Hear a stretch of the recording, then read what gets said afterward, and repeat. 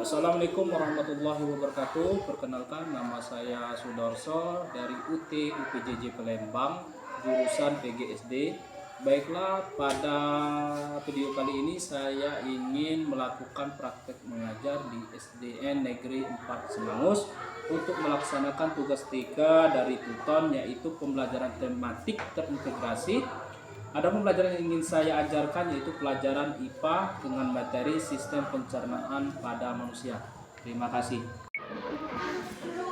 Assalamualaikum warahmatullahi wabarakatuh. Waalaikumsalam warahmatullahi wabarakatuh.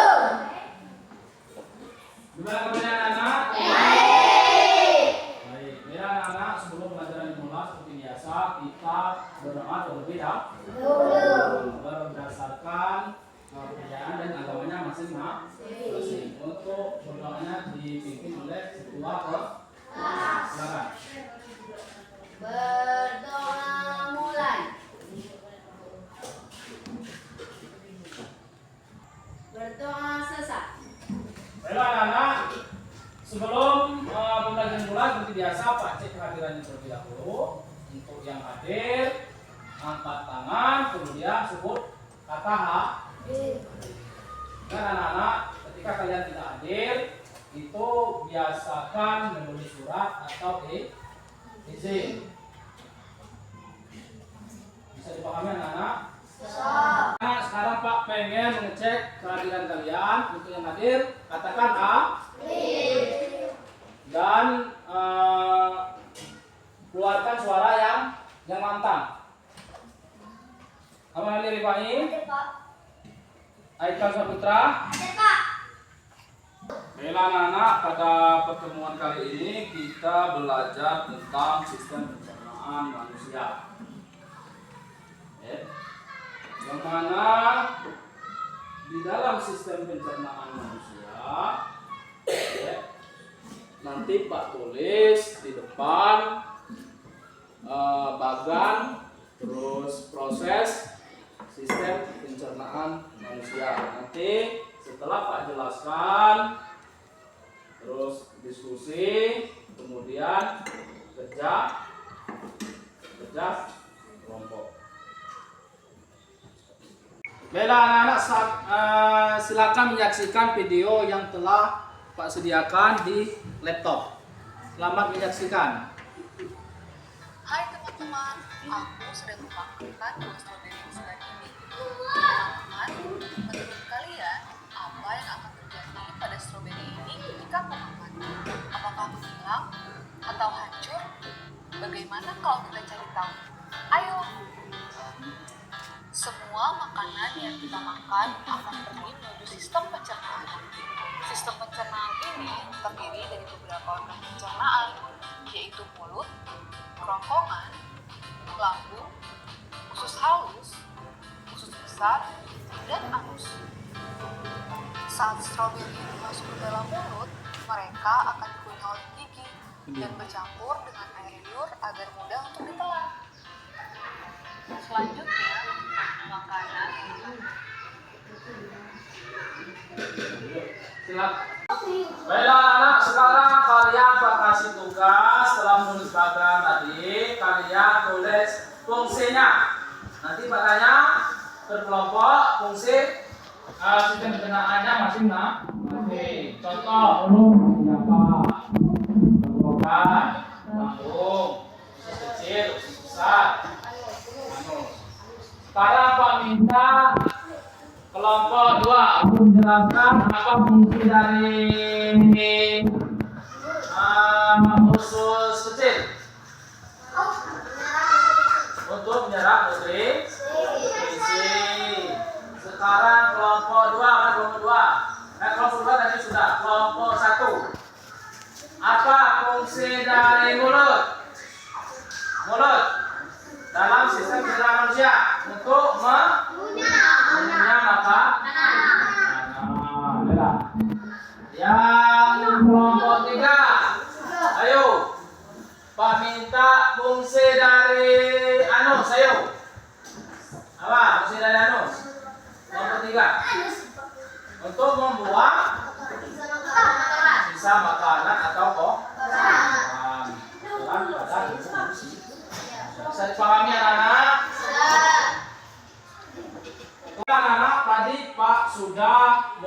perhatikan kelompok kalian. Ya. Untuk kelompok pertama silakan maju bawa peralatan yang sudah disediakan. Silakan maju bawa peralatan. Kelompok 1. Boleh. 1. Mana roti? Gelas. Coba yang dicatat, yang disuruh Pak bawa tadi apa? Roti, gelas, air, kantong plastik, kemudian air, jeruk nipis. Anak-anak, sekarang kita simulasi pencernaan makanan. Sudah disediakan yang pertama alatnya tadi roti, kemudian gelas, kemudian air, kantong plastik, dan jeruk nipis. Bela anak-anak perhatikan kita dulu. Yang lain, kelompok lain memperhatikan kelompok 1 untuk mempraktekannya. Yang pertama roti. Roti ini disobek-sobek masuk ke dalam kantong plastik. Coba dimasuk.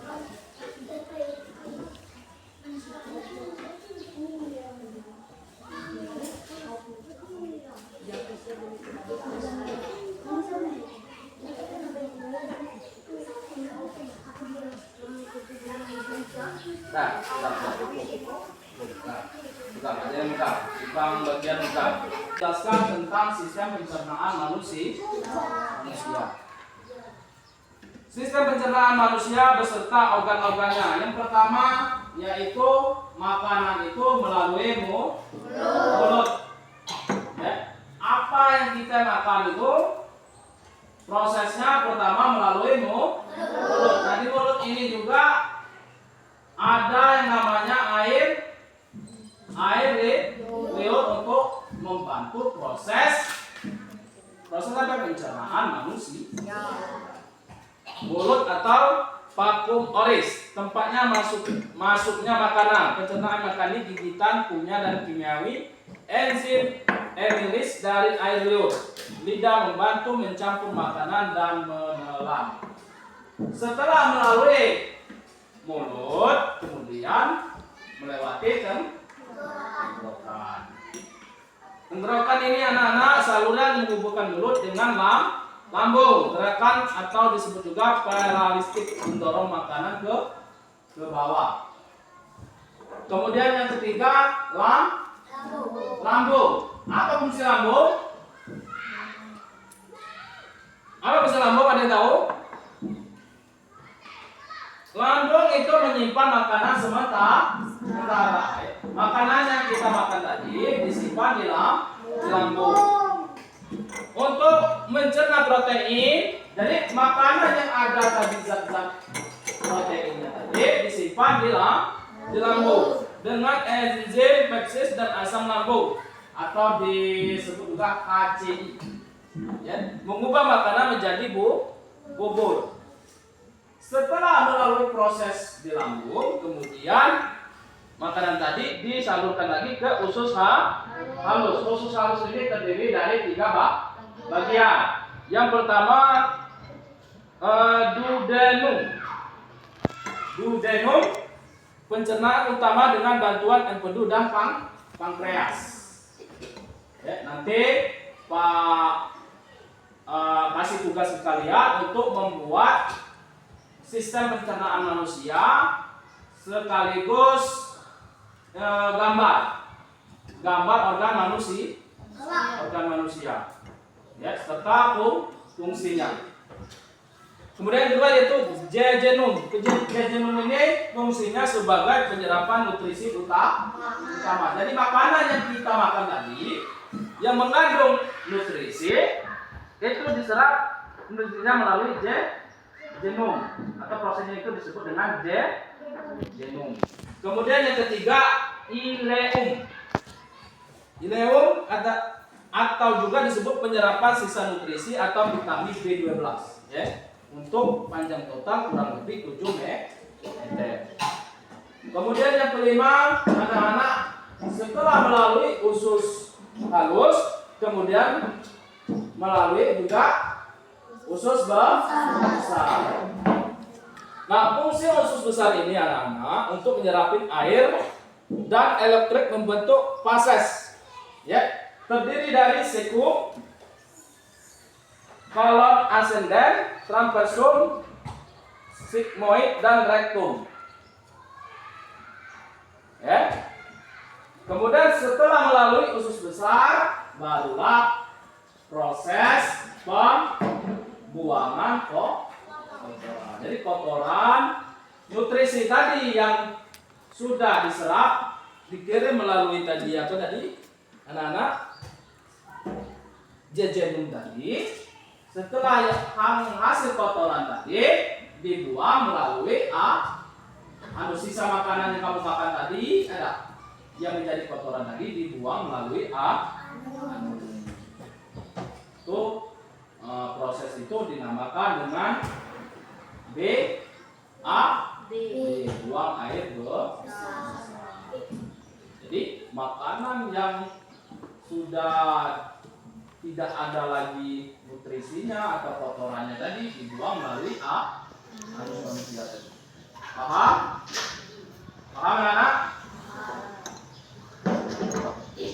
Baiklah anak-anak, sekarang Pak minta kalian untuk pertemuan kedua Pak kasih PR untuk kalian, yaitu mencari contoh gangguan pencernaan dan cara mencegahnya minimal 5. Nanti untuk pertemuan selanjutnya, pertemuan yang kedua. Bisa dipahami anak-anak?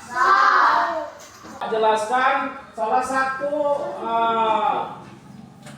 penyebab gangguan pencernaan manusia, yaitu yang pertama diare.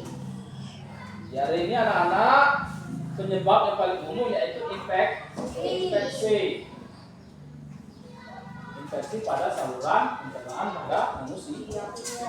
Yang kedua keracunan makanan, ya, atau makanan yang sudah kadaluarsa, ya. Itu juga penyebab keracunan makanan. Jadi kalian mesti harus berhati-hati memilih makanan. Dilihat dulu makanan tersebut kira-kira masih berlaku atau tidak, atau masih baik atau tidak untuk dimakan. Kemudian yang ketiga,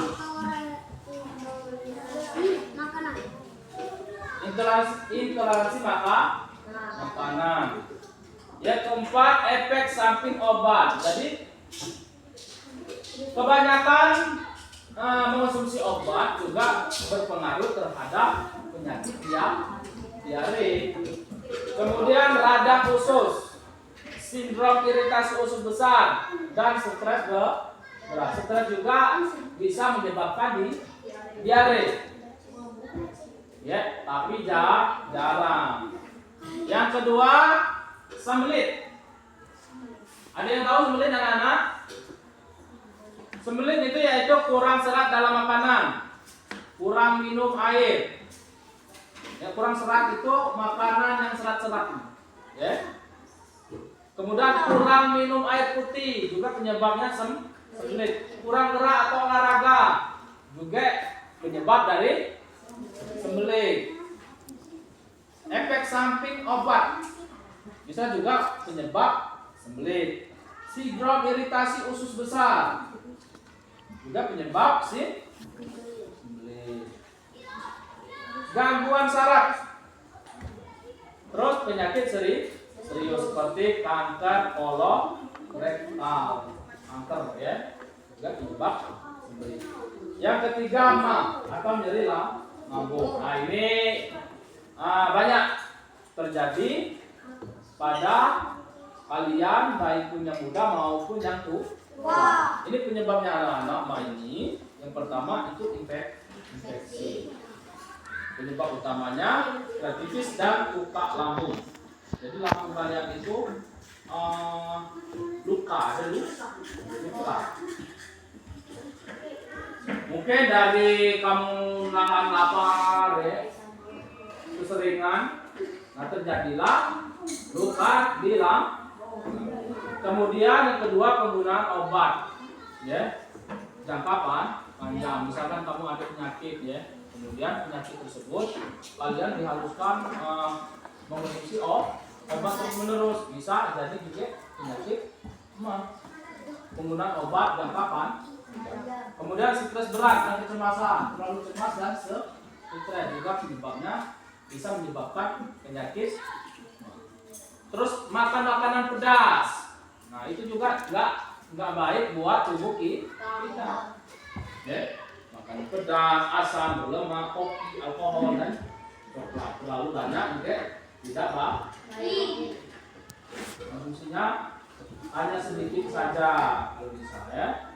Kemudian kebiasaan makan tidak teratur juga penyebab. Misalkan kamu pagi-pagi biasanya diwajibkan atau diharuskan harus sarapan terlebih dahulu. Ini tidak, kebiasaan kamu tidak teratur, misalkan sudah siang baru sarapan. Akhirnya lambung kering. Karena tadi penyakit mata tinggi ya, karena tidak teratur makan. Kemudian merokok juga bisa menyebabkan penyakit. Terus lepo asam lambung, penyakit autoimun, terus kanker lambung, tapi sangat jarang. Sangat jarang. Faktor risiko umum yang biasa menyebabkan ketiganya: pola makan buruk, ya, stres kronis, penggunaan antibiotik atau obat tertentu dalam jangka panjang. Ya, kemudian gangguan keseimbangan mikrobiota usus. Ya. Faktor risiko umum yang biasa menyebabkan solusinya yaitu apa kira-kira anak-anak? Ketiga-tiganya itu konsultasi kepada dokter atau mengonsumsi obat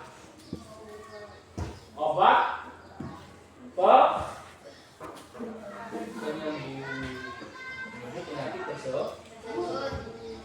Kalau mengonsumsi obat kalau misalkan diare, mengonsumsi obat diare yang sudah diresep oleh dokter atau bidan. Ya, apa saja ya yang penting dari bagian kesehatan. Bisa dipahami anak-anak?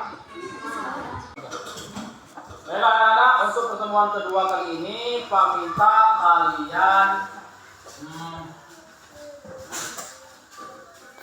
mempresentasikan hasil karya kalian di depan kelas berkelompok. Silakan dimulai dari kelompok 1 yang. Assalamualaikum warahmatullahi wabarakatuh. Waalaikumsalam warahmatullahi wabarakatuh. Perkenalkan, saya mewakili kelompok 4 atau D ingin mempresentasikan hasil diskusi tentang gangguan sistem pencernaan manusia. Salah satunya adalah sembelit. Sembelit adalah kondisi di mana buang air besar menjadi jarang, kurang dari 3 kali seminggu. Penyebab sembelit: 1. Kurang serat makanan. 2. Kurang minum air putih. 3. Kurang gerak atau olahraga. 4. Kebiasaan menahan BAB. 5. Efek samping obat-obatan. 6. Perubahan hormon. 7. Gangguan pada usus atau saraf. 8. Usia lanjut. 9. Stres dan gangguan psikologis. Berikut cara mencegah sembelit. 1. Tingkatkan asupan serat secara bertahap. 2. Minum air putih yang cukup. 3.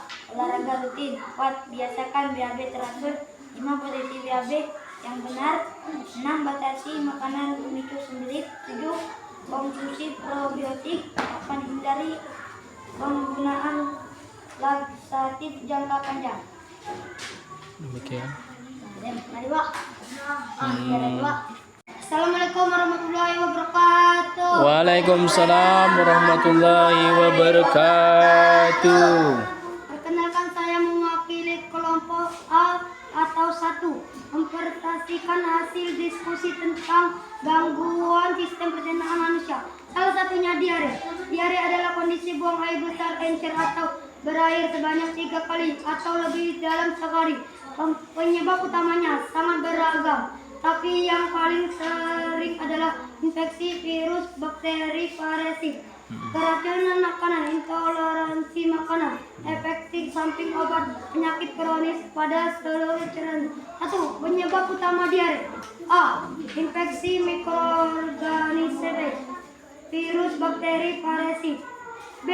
Intoleran dan sensitivitas makanan, intoleransi laktosa, laktasa, kemanisan buatan. C. Efek samping obat-obat, antibiotik, obat lainnya. D. Faktor lain, penyakit radang khusus, stres atau kecemasan berlebihan, kebersihan lingkungan. 2. Cara mencegah diare. A. Jaga kebersihan tangan. B. Perhatikan makanan dan minuman. C. Vaksinasi. D. Waspada penggunaan antibiotik. 3. Pertolongan bersama saat terkena diare. A. Cegah dehidrasi. 2. Konsumsi probiotik. 3. Diare rendah serat. 4. Hindari. Itu saja yang saya dapatkan. Kurang lebih saya mohon maaf. Saya akhiri. Wassalamualaikum warahmatullahi wabarakatuh. Waalaikumsalam warahmatullahi wabarakatuh. Assalamualaikum warahmatullahi wabarakatuh. Waalaikumsalam warahmatullahi wabarakatuh. Perkenalkan, saya mewakili kelompok 3 atau C ingin mempresentasikan hasil diskusi dengan tema gangguan sistem pencernaan manusia. Salah satunya yaitu ma terjadi ketika lapisan lambung mengalami iritasi atau perandaman. Penyebab utama rumatin. 1.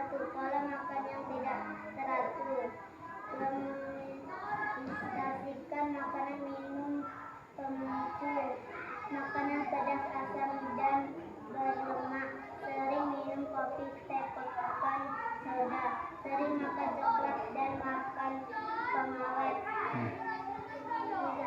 Infeksi bakteri. Bakteri ini dapat merusak lapisan pengandung lambung sehingga menguatkan risiko perandam. 4. Stres berlebihan. Stres dapat menaikkan produksi asam lambung dan mengakibatkan gejala ma. 5. Penggunaan obat-obat jangka panjang. 6. Kebiasaan merokok dan mengonsumsi alkohol.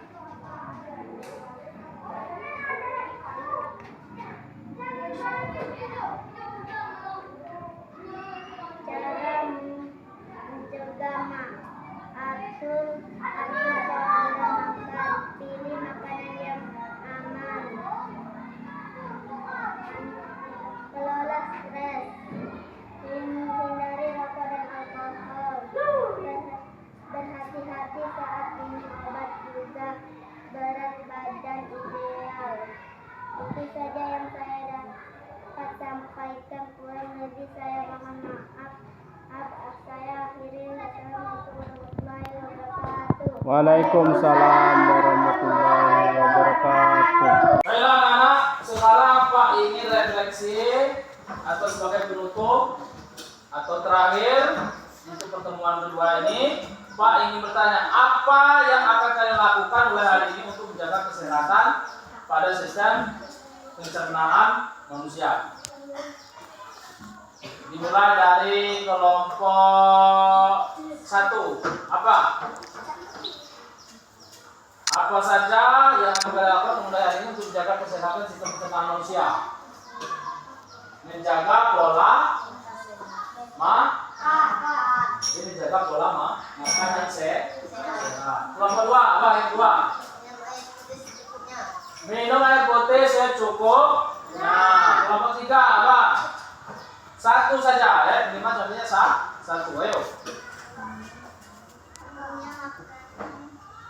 Menerapkan pola makanan yang sehat. Sudah tadi. Yang Kelompok 3.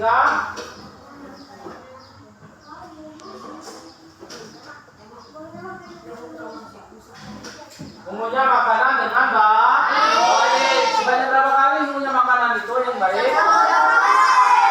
32 kali dalam setiap suam.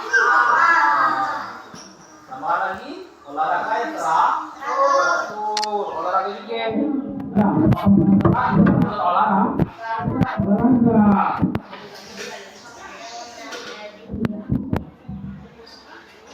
Bisa dipahami anak?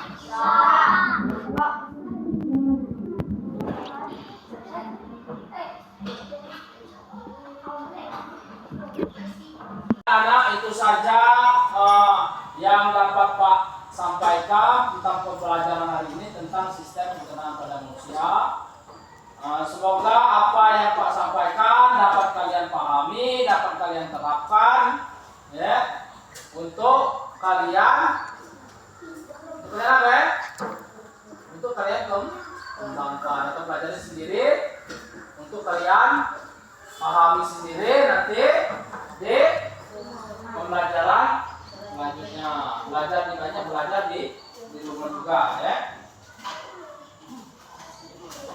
Anak, sekian dari Pak. Apabila terdapat kesalahan, Pak mohon maaf, ya. Apabila kalian kurang jelas, ya, boleh bertanya di luar jam pelajaran atau bisa bertanya langsung kepada Pak sendiri. Pak akhiri, wassalamualaikum warahmatullahi wabarakatuh.